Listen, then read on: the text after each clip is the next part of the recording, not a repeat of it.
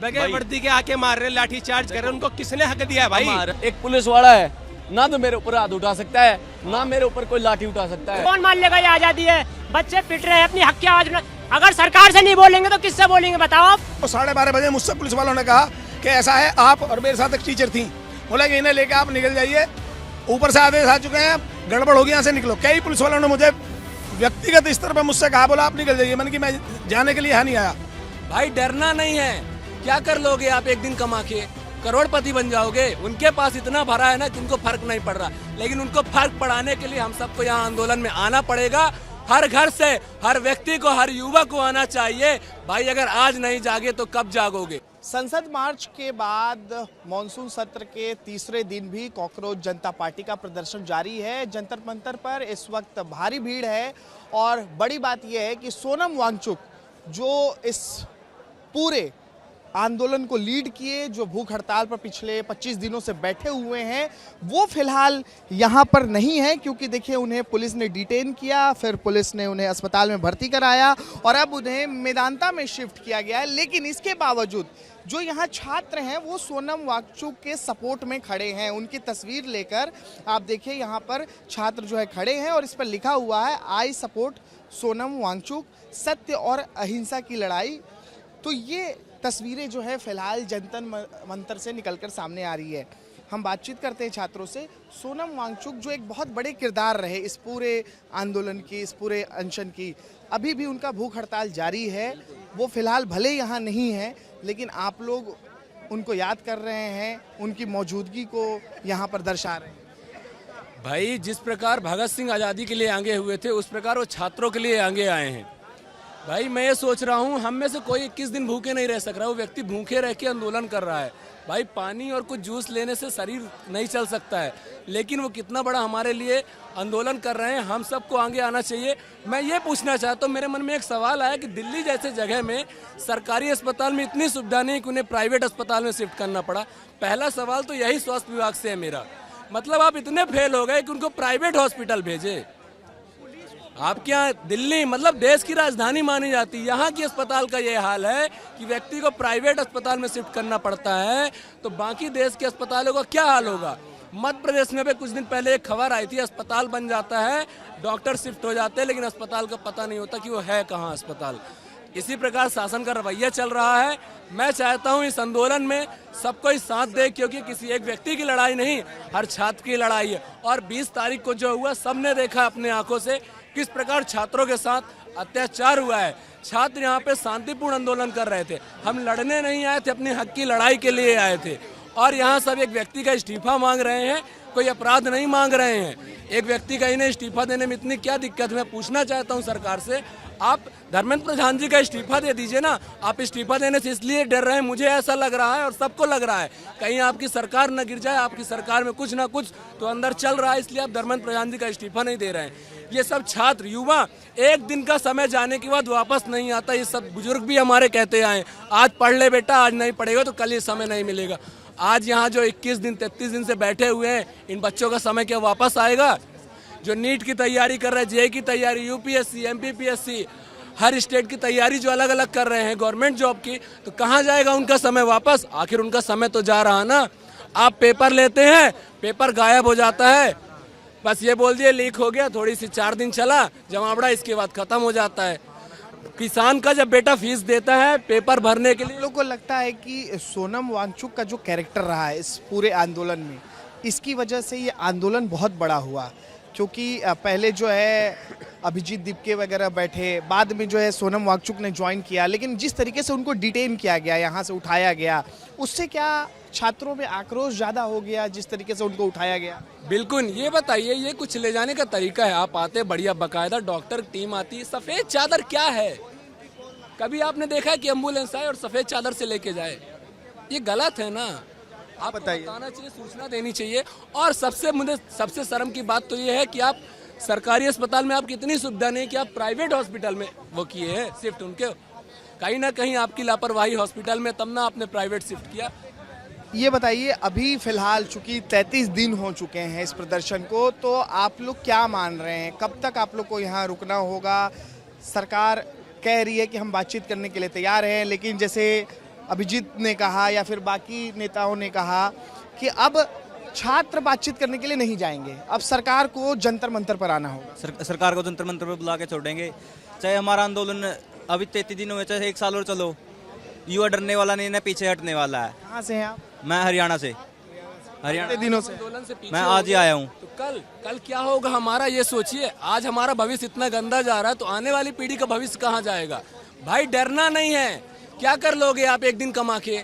करोड़पति बन जाओगे। उनके पास इतना भरा है ना कि उनको फर्क नहीं पड़ रहा, लेकिन उनको फर्क पड़ाने के लिए हम सबको यहाँ आंदोलन में आना पड़ेगा। हर घर से हर व्यक्ति को, हर युवा को आना चाहिए। भाई अगर आज नहीं जागे तो कब जागोगे? अगर सोते रह गए ना तो सो जाओगे। सोना तो वैसे ही है, तो भैया कम से कम कुछ करके सो, अपने भविष्य को जगा के सो, ताकि आने वाली पीढ़ी आपका नाम ले सके कि भाई वो आंदोलन किए रहे तो आज हमारे साथ अच्छा हो रहा है। इस आंदोलन की सबसे बड़ी ताकत यही है कि जो छात्र यहाँ पर प्रदर्शन कर रहे हैं वो न केवल प्रदर्शन कर रहे हैं बल्कि लोगों को जागरूक भी कर रहे हैं, लोगों को जगाने का भी काम कर रहे हैं कि भाई आइए, यही समय है अपने हक के लिए लड़ने के लिए। तो ये तमाम छात्र अलग अलग प्रदेश से आए हुए हैं। आप कहाँ से आए हैं? मैं उत्तर प्रदेश जिला बुलंदशहर से हूँ जी। देखिए, हरियाणा से हैं, बिहार से हैं, आप उत्तर प्रदेश से हैं। जी बिल्कुल। कितने दिनों से हैं? मुझे यहाँ लगभग 3-4 दिन हो गए। घर में बताओ कराएं। मैं सबको बता के आया हूँ घर पे। मैं क्या बोले घर वाले? मेरे घर वालों को ये बोला था मैं दिल्ली प्रोटेक्ट जंतर मंतर पर जा रहा हूँ, जिसके लिए हमारे युवा, जैसे मैं अभी बच्चा हूँ, मेरे तो और भी बड़े हैं और भी छोटे हैं, ये सब देख रहे हैं, तो अपने दिल में हिम्मत पैदा करो, जागरूकता जगाओ और न्याय दिलाने के लिए हम पीछे नहीं हटेंगे। यहाँ मर जाएंगे, जी जान दे जाएंगे, लेकिन पीछे नहीं हटेंगे। धर्मेंद्र प्रधान को इस्तीफा देना ही पड़ेगा। ये एजुकेशन और ये नीट की परीक्षा कब तक होगी? एक बार ये छात्री मर रहा है, इसका जवाब कौन देगा? नीट की परीक्षा दोबारा हो जाएगी, क्या उनके माँ बाप के बच्चे वापस आ जाएंगे? नहीं आएंगे।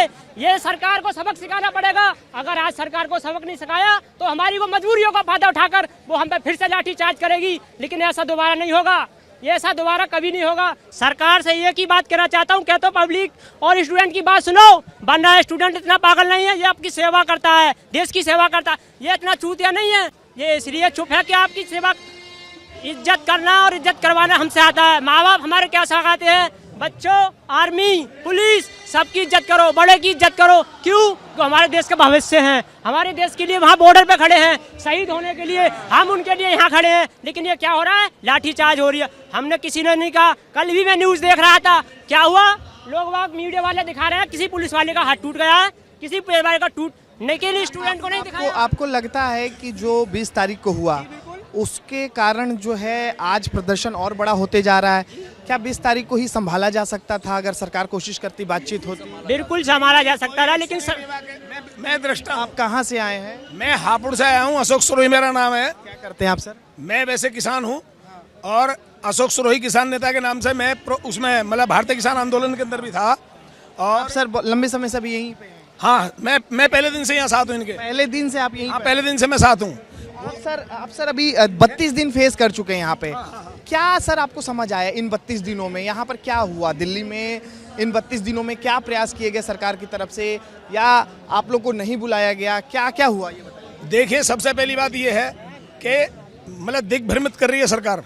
मतलब कायदे में ना जितना मतलब सरकार ना जिस तरीके से किसान आंदोलन को मतलब वो करा गया था, दिग्भ्रमित किया गया था, पब्लिक को ये दिखाया गया। जो हमारा ना मीडिया, उस सबसे ज़्यादा जो मुख्य पिलर होता है वो होता है मीडिया। मतलब लोकतंत्र का चौथा पिलर माना गया। मतलब कि मैं चौथा नहीं कहता बल्कि मुख्य पिलर कहता हूँ, वो मीडिया होता है। तो मीडिया सच्चाई दिखाई नहीं रहा।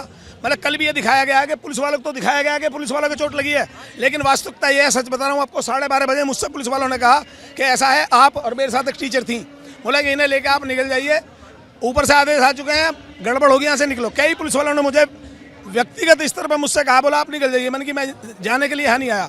और मैंने ये देखा कि सिविल ड्रेस के अंदर वो पुलिस वाले नहीं थे, ये बच्चे समझ रहे पुलिस वाले थे। एक डंडा लेने से वो पुलिस वाला नहीं होता, इतनी लंबी दाढ़ी रखी हुई है और वो देखने में मतलब बिना बैच के, बिना नेम के, बिना ड्रेस के कोई ड्रेस नहीं।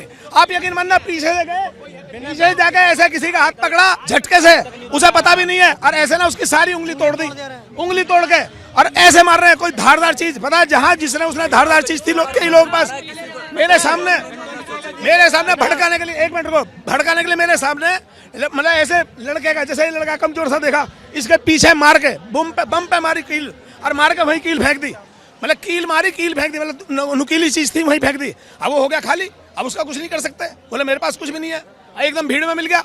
इतना बुरा काम करा गया है। ये जितना भी था सब बीजेपी के आरएसएस के सब गुंडे थे, मैं गारंटी के साथ कह सकता हूँ। और मैं इस बात को मतलब जब इसे कह रहा हूँ, मैंने कई लोगों को पकड़ा, किसी की नजर मिला कर मुझसे बात करने की ताकत नहीं थी एक बार भी। और भी स्टूडेंट्स हमारे साथ, ये बताइए कि क्या लग रहा है, आप लोग आ जाइए, कुछ नए चेहरों से बात कर लेते हैं। ये बताइए आप लोग को क्या लग रहा है, इस पूरे प्रोटेस्ट को अगर देखा जाए, अगर इसको कंक्लूड किया जाए तो इसका समाधान क्या है? समाधान जो है ना भाई, सीधा समाधान है, इन्हें इसके ऊपर काम करना चाहिए, सरकार को सुननी चाहिए, स्टूडेंट्स की बातें, सबकी जितने स्टूडेंट यहाँ प्रोटेस्ट कर रहे हैं सबकी बातों को समझना चाहिए कि क्यों हो रहा है प्रोटेस्ट। सरकार को नहीं दिखता, सरकार अंधी है? इतने लोग यहाँ पर प्रोटेस्ट कर रहे हैं, इतने दिनों से प्रोटेस्ट हो रहा है, सरकार अंधी है? सरकार को दिखता नहीं है ये क्यों यहाँ पर प्रोटेस्ट कर रहे हैं। 22 लोग यहाँ पर कह रहे हैं नीट में तुम्हारे सुसाइड कर लेते, नीट के पेपर लीक होने की वजह से, उसके ऊपर समाधान क्यों नहीं निकलता? सरकार क्या कर रही है? 20 तारीख को अभी जो लोगों को मारा है, क्यों मारा गया? स्टूडेंट्स है, कोई टेररिस्ट है क्या? आप बताओ, सभी लोग बताओ, कोई टेररिस्ट है? इन्होंने तो अपने को पहले टेररिस्ट घोषित कर रखा है। हाँ। अब ये अब भाई साहब सिंपल सी बात है, इनको कोई हमसे मतलब नहीं है, ना इनको जनता से मतलब है, इनको अपनी खुद की जेब भरने से मतलब है, ठीक है? इनको अडानी से मतलब है, इनको अंबानी से मतलब है, आम जनता गई बाढ़ में इनको कोई मतलब नहीं है। जो बच्चा 7-7, 10-10 साल कॉलेज में धक्के खा रहा है, उसके लिए पेपर जो पढ़ाई कर रहा है 2-2 साल 3-3 साल तक। अंधभक्तों के मेरे खुद के दोस्त हैं भाई, सुबह चैटिंग पे उनसे इतनी बहस हुई, इतना अंधभक्त को समझाना बेवकूफ़ी है भाई। मतलब आप लोग के दोस्तों में भी बहस हो दोस्तों में भी बहस हो रही है भाई, चैट में बात कर रहे सारे। तो मतलब भाई एक बात बताओ, सीधी सी एक बंदे की एक वीडियो वायरल हुई थी रील में वीडियो वायरल हुई थी कि भाई चलो भगवान भी ऊपर से आके अगर बोलेगा ना अंधभक्तों को कि भाई ये सरकार गलत है, ये सरकार चोर है, तो पता है अंधभक्त क्या बोलेगा? अंधभक्त बोलेगा कि भगवान भी मुस्लिम है। अंधभक्त के ये सवाल है।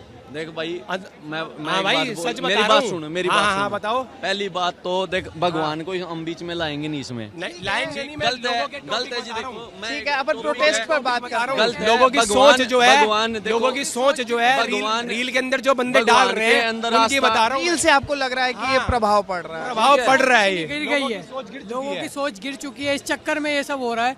और ये जो हो रहा है, ये सब कहाँ से? कोई फर्क नहीं पड़ रहा। मैं यही दिल्ली से ही हूँ, दरियागंज से, दिल्ली 6 से। सरकार को इन सब चीज़ों से कोई फर्क नहीं पड़ रहा। सरकार सिर्फ एक बात जानती है कि हम हिंदू मुसलमान लड़वाएं और ये देश बेच के खा जाएं, क्योंकि उनके आगे कोई पीढ़ी नहीं है।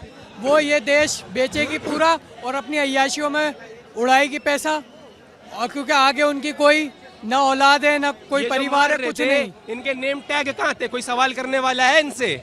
ये जो मार रहे थे, लाठी चार्ज कर रहे थे, इनके नेम टैग क्यों नहीं थे? क्यों नहीं थे नेम टैग? इसका जवाब मैं देता हूँ। हाँ, दीजिए भाई। नेम हाँ। प्लेट के ऊपर तो ना वो पुलिस हाँ। वाली एक मैडम थी, उसने आगे इंटरव्यू दिया था, बोली सर गर्मी लग रही थी। वो इतने से नेम प्लेट के लिए उसको गर्मी लग रही थी क्या? वो इतने से एक नेम प्लेट के लिए। ये बहुत बड़े सवाल है, देखिए, क्योंकि बहुत से वीडियोस ऐसे वायरल हुए जिसमें जो पैरामिलिट्री के फोर्सेस हैं, जो दिल्ली पुलिस के जवान हैं, वो बिना नेम के, बिना बैच के, बिना यानी कि ड्रेस के भी नजर आए हैं। तो ये बहुत गंभीर सवाल है कि आखिरकार ये कौन लोग थे? आप एक ये कौन लोग थे? आप एक छोटी सी बात पूछना चाहता हूँ के मैं लोग ना आपसे। बगैर भाई- वर्दी के आके मार रहे, लाठी चार्ज कर रहे, उनको किसने हक दिया है भाई? हमारा- तुम्हारी वर्दी कहाँ पर है? सुनो, तुम्हारा किसी ने हक दिया है? हमारा जो संविधान है सर, देखो हमारा संविधान है, अभी जो हमारा पहले इंडियन पेनल कोड था, आईपीसी था, अब बीएनएस आ गया है। हमारे बीएनएस में और हमारे संविधान में कहीं पे ये नहीं लिखा गया है। पहली बात, एक पुलिस वाला है ना तो मेरे ऊपर हाथ उठा सकता है, ना मेरे ऊपर कोई लाठी उठा सकता है। रही बात, जब तक वो अपनी पूरी यूनिफॉर्म में नहीं हो, ड्यूटी के ऊपर भी नहीं आ सकता। उसकी तो नेम प्लेट नहीं थी, जब तक उसके ऊपर एक सिर पे ऐट नहीं है ना सर, ऐट नहीं, और अपने पैरों में जूते तक नहीं है, तब तक वो ड्यूटी पे नहीं आ सकता है। और इन्होंने तो लाठी चार्ज किया है। लाठी चार्ज करना कितनी बड़ी बात है, मार रहे हैं लोग। ठीक है? आतंकवादी थोड़ी ना है। लेडीज को गलत तरीके से मारा है, लेडीज को गलत तरीके से मारा है। आज जो मतलब हमारे साथ हम जितने स्टूडेंट हैं उनके पुलिस साथ आपस में में मजाक बना रही है, मजाक जो जैसा है आपस में मार के मार के पुलिस आपस में हंस रही है, मजाक बना रही है। क्या ये पुलिस दिल्ली है? पुलिस है? ये दिल्ली पुलिस के हाल है। पुलिस नहीं है। पुलिस पर आज भी वेर किया जा रहा है ना भाई साहब, टाइम की बात है। आज हम आतंकवादी घोषित कर रहे हैं, कभी कुछ कह रहे, कभी कुछ कह रहे हैं, कभी कॉकरोच कहा जा रहा है। अरे भाई तुम दो मौका, बेरोजगारी का तुम मौका दे नहीं रहे। के ऊपर सवाल नहीं है। एग्जाम निकलवाते हो, भरवाते हो फॉर्म की, फिर एग्जाम तुम दिला नहीं सकते। ठीक है, ठीक है। और भी स्टूडेंट्स का रिएक्शन जानते हैं, क्योंकि देखिए बहुत स्टूडेंट्स हैं, सिर्फ दिल्ली नहीं बल्कि पूरे देश भर के अलग अलग राज्यों से यहाँ पर पहुँचे हुए हैं। आप बताओ, आप कहाँ से आए हो? मैं तो दिल्ली से ही हूँ, लक्ष्मी। आप दिल्ली से ही हो? जी। ये बताओ, दिल्ली में इससे पहले ऐसा प्रदर्शन आपने देखा, क्योंकि आप दिल्ली में रहते हो, बड़े बड़े प्रदर्शन हुए दिल्ली में, लेकिन इससे ज़्यादा प्रभावशाली प्रदर्शन आपने देखा क्या इससे? नहीं, देखिए मैं असल हूँ रांची से, लेकिन यहाँ झारखंड से? हाँ जी, झारखंड से हूँ, रांची से, लेकिन यहाँ पे मैं जॉब करता हूँ। तो बहुत से, अभी आप देखोगे मैं मुस्लिम हूँ, ठीक है, लेकिन बहुत सारे मुस्लिम अभी भी यहाँ पर आने से संकोच कर रहे हैं, डर रहे। रीज़न क्यों? जब मुसलमान यहाँ पर आते हो तो गवर्नमेंट कह देती है कि आतंकवादी है, गवर्नमेंट कह देती है कि ये पाकिस्तानी है। लेकिन अब जो नीट के एग्ज़ाम पेपर लीक हुए हैं, यहाँ सब जितने स्टूडेंट्स आ चुके हैं, आप देख लीजिए, इनको भी एंटी नेशनल कहा जा रहा है ना। ये सब चीज़ देखा जा रहा है कि इससे सरकार की पता चल रही है कि आप किस हद तक गिर चुके हैं, है कि नहीं। और इतना बड़ा जो प्रोटेस्ट आज हो रहा है सिर्फ ह्यूमन राइट्स के लिए कि कैसे पेपर लीक होना बंद हो जाए, है ना, और ये भ्रष्टाचार मिट जाए। हर तरफ तो आप देख लीजिए, आज अभी 15 अगस्त आने वाले, हमें ना तिरंगा झंडा फहराएंगे, आज़ादी के नारे लगाएंगे। किस बात की आज़ादी अभी तक हमको मिली, आप बता दो। भ्रष्टाचार आज़ादी नहीं है। जहाँ जिस देश में बच्चों को अपने हक के लिए आवाज उठानी पड़े तो वो कैसी आज़ादी है? अभी भारत आज़ाद नहीं हुआ है, कौन मान लेगा ये आज़ादी है? बच्चे पिट रहे हैं, अपनी हक की आवाज। अगर सरकार से नहीं बोलेंगे तो किससे बोलेंगे, बताओ आप। तो देखिए, जंतर मंतर पर हम लोग इस वक्त हैं और सुबह से यहाँ पर भीड़ आ रही थी और भीड़ बहुत ज़्यादा आ चुकी है। मेरे पीछे एक बार तस्वीर दिखाइएगा आप, देखिए आपकी नज़र जहाँ भी जा रही होगी सिर्फ आपको स्टूडेंट्स दिखाई दे रहे होंगे। यहाँ देखिए भारत माता की जयकारे भी लगाए जा रहे हैं और मंच के पीछे हो, मंच के दाईं ओर हो या बाईं ओर हो, हर जगह सिर्फ और सिर्फ स्टूडेंट नज़र आ रहे हैं। इसका मतलब साफ है कि देखिए प्रोटेस्ट बहुत बड़ा हो गया है और जिस तरीके से घटना हुई है 20 तारीख को, उसके बाद से छात्रों में काफ़ी गुस्सा है, काफ़ी आक्रोश है और साफ तौर पर कहना है कि शिक्षा मंत्री धर्मेंद्र प्रधान जब तक इस्तीफा नहीं देंगे तब तक ये प्रोटेस्ट खत्म नहीं होगा। कैमरा पर्सन मुकेश यादव के साथ अनमोल तिवारी, विस्तार न्यूज़।